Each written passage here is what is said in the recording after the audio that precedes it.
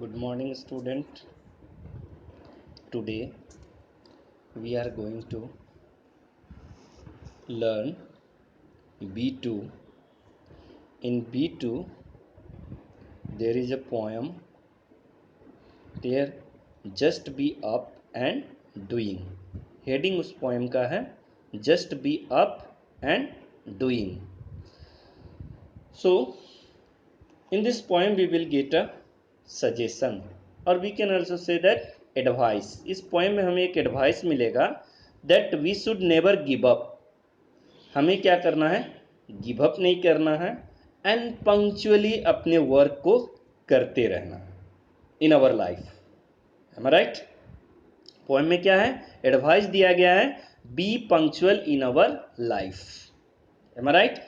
और we should never wait for a right time for our work, we have to do our work regularly. Clear? Hindi में भी आपने proverb सुना है ना, एक दोहा सुना होगा, कपलेट्स। तो उसमें हमने क्या देखा है, कल करे सो आज कर, आज करे सो अब, पल में परलय होएगी, बहुरी करोगे कब। ये बेटा रहीम का है ना, वहाँ पे रहीम का दोहा है। तो इस दोहे में हमने क्या देखा था, कबीर का दोहा, सॉरी कबीर का दोहा है ये। तो इसमें हमने क्या देखा कि कल के काम को जो पेंडिंग छोड़ देता है परसों के लिए, तो वो व्यक्ति कभी भी सक्सेसफुल नहीं होता है। राइट? तो let me teach you this poem. Let's start.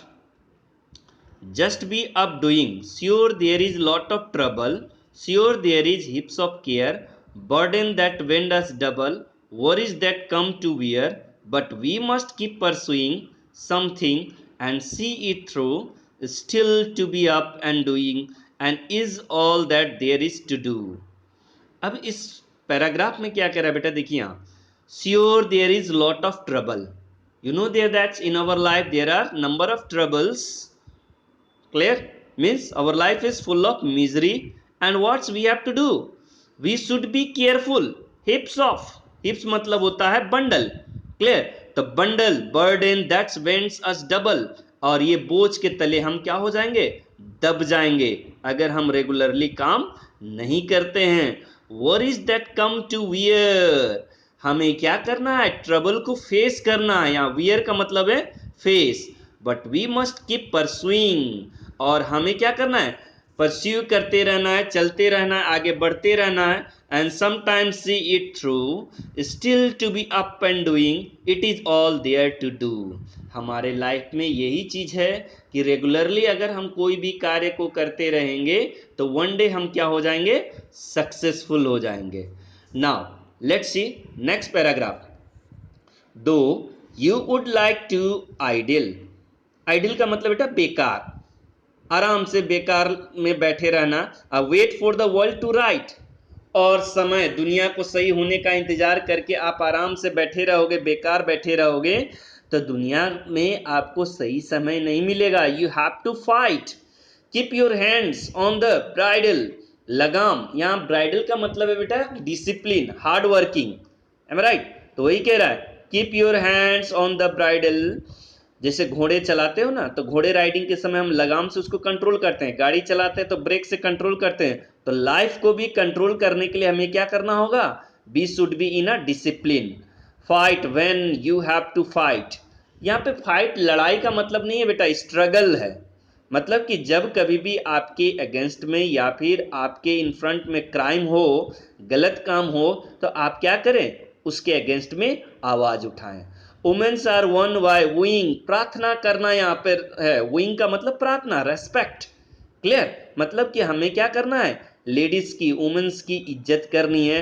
And Fortune is one by the same, और हमें धन संपत्ति भी जो है क्या है, इज्जत से कमाना है, बेईमानी से नहीं, चोरी से नहीं। And to be up and doing, and what we have to do, we have to do continuing, we have to be punctual in our life, and all there is to be a game. Life is just like a game. हमारा जो life क्या है, we should always think that it is a game, because you know there that in a game one is the winner and another opponent team is the loser. कोई एक win करता है, कोई loose करता है। Life is just the same, life is not a bed of रोज। हमारा जो जिंदगी जो है सुखमय नहीं है, इसमें कभी परेशानियां आएंगी, कभी सुख भी आएगा, तो we have to enjoy it. हमें क्या करना है, इसको इंजॉय करना है। अब नेक्स्ट देखेंगे third paragraph. We ever fail by trying, कोशिश करने वालों की कभी हार नहीं होती है बेटा। We should labour hard, few ever win who wait, and we should be patience, धैर्य रखना है, ठीक है। And all of you are sitting and saying, tiredness, थकना नहीं है बेटा, थक के छोड़ना नहीं है। हमने हेयर टोटाइज का स्टोरी सुना था ना, यहाँ पे रैबिट वाली कहानी बचपन में सुना है ना, कि ट्राई ट्राई अगेन, धीरे धीरे भी अगर, जैसे कॉपवेब वाले में भी होता है कि अगर जो गिव अप नहीं करेगा, रेगुलर मेहनत करेगा, तो वो क्या हो जाएगा, सक्सेसफुल होगा। All you are sitting and saying never will conquer faith, जो थक हार के बैठ जाएगा उसकी जीत कभी नहीं होगा, भाग्य उसको कभी साथ नहीं देगा।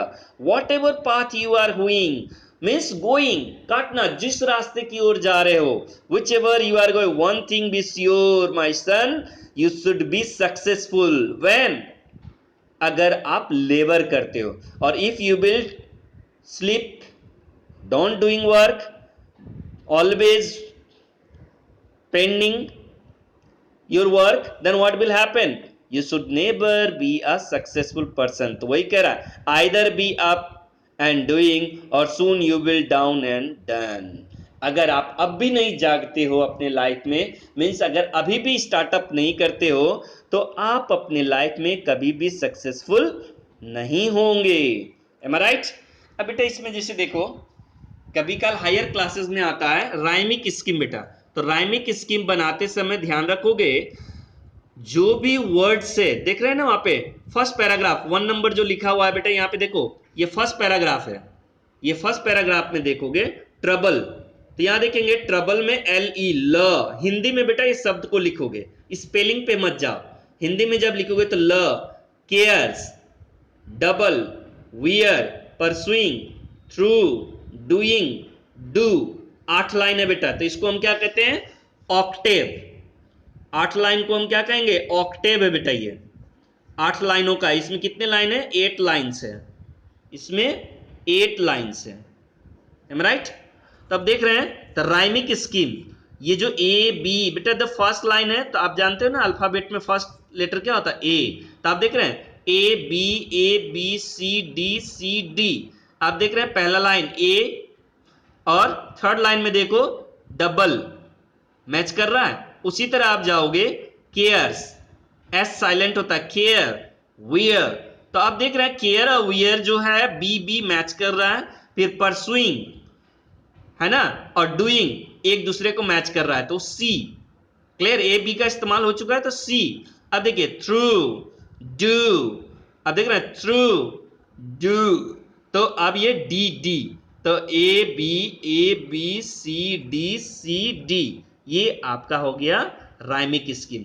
इसी तरह नेक्स्ट में भी देख लीजिए, ideal, right, bridal, fight, wooing, same, doing, gone, तो आप देखिए आइडियल का ड, राइट, ब्राइडल, फाइट, तो ए बी, वुइंग का सी, देख रहे हैं वुइंग, डूइंग, तो सी, सेम, गेम, डी डी। उसी तरह बेटा थर्ड में देखोगे, थर्ड में आप देखो ट्राइंग, थर्ड पैराग्राफ ही है, ट्राइंग, वेट, लास्ट वर्ड को चेक कीजिए, साइंग, फेथ, रूइंग है ना वहां पे, उसके बाद रूइंग नहीं है बेटा, वहां ह्यूइंग है, सन, डूइंग, तो आप देख रहे हैं मैच करा ए बी ए, राइट, और उसके बाद सी, तब ध्यान से फिर से देखोगे, ट्राइंग मैच कर रहा है ए, साइंग ए, हुइंग ए है ना, डूइंग ए, उसके बाद बी सी, ये आपका हो गया राइमिक स्कीम ऑफ द पोएम। ये हायर क्लासेस में आता है, ये 1 या 2 मार्क्स के क्वेश्चंस रहते हैं, राइट। आपको अनसीन पैसेज में भी बेटा देगा, आपको 3 मार्क्स का 3 गुण रहता है आपके एग्जाम्स में, एक आपका अनसीन पैसेज में पोएम से रहता है और 2 प्रोज रहता है, या समटाइम एक प्रोज मतलब एक पैराग्राफ रहेगा और एक पोएम का पैराग्राफ स्टेंजा रहेगा, तो उसमें आपको कभी कल राइमिक स्कीम भी निकालने के लिए दे दिया जाता है। तो अब आप समझ गए हैं, हर एक लाइन का लास्ट वर्ड को देखना है और लास्ट वर्ड के लास्ट लेटर्स का प्रोनाउंसिएशन बेटा उच्चारण देखना है, लेटर नहीं, उसके उच्चारण को चेक करोगे तब आपका राइमिंग स्कीम बन जाएगा। Am I clear? अब आते हैं बेटा इसमें, नेक्स्ट है एक्सरसाइज पे।